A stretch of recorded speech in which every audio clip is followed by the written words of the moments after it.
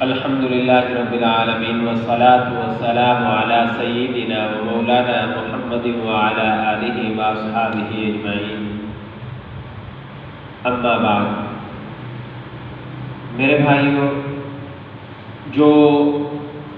آج کل اور پرسوں ان 3 دنوں کے اندر عقیدہ ختم نبوت کے حوالے سے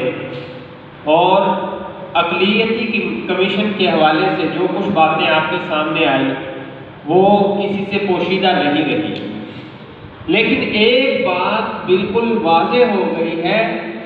کہ جو ہمارے مسلمان بھائی آنکھیں بند کر کے اپنی سیاسی پارٹیوں کے پیچھے لگ جاتے ہیں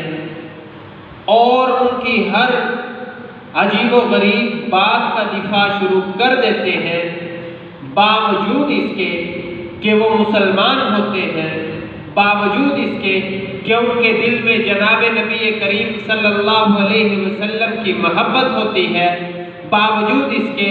کہ ان کے ایمان پر کسی قسم کا کوئی شک و شبہ نہیں ہوتا، مگر یہ ایسے کیوں کرتے ہیں کہ اپنی سیاسی پارٹی کے پیچھے معاملات کا انتظار کیے بغیر فوری طور پہ دفاع کرنا شروع کر دیتے ہیں۔ یہ بات قابل غور ہے۔ اب کل سے جو ہے وہ ایک بڑا طبقہ ہمارے پاکستان میں تحریک انصاف کے لوگوں کا وہ رہا کہ جو اس کام کی حمایت کر رہا تھا اور مکمل طور پہ حمایت کرتے ہوئے نظر آ رہا تھا۔ سوشل میڈیا کے اوپر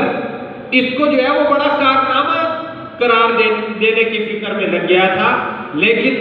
آج جب وزارت مذہبی امور کی طرف سے اس بات کا انکار آیا، رد آیا،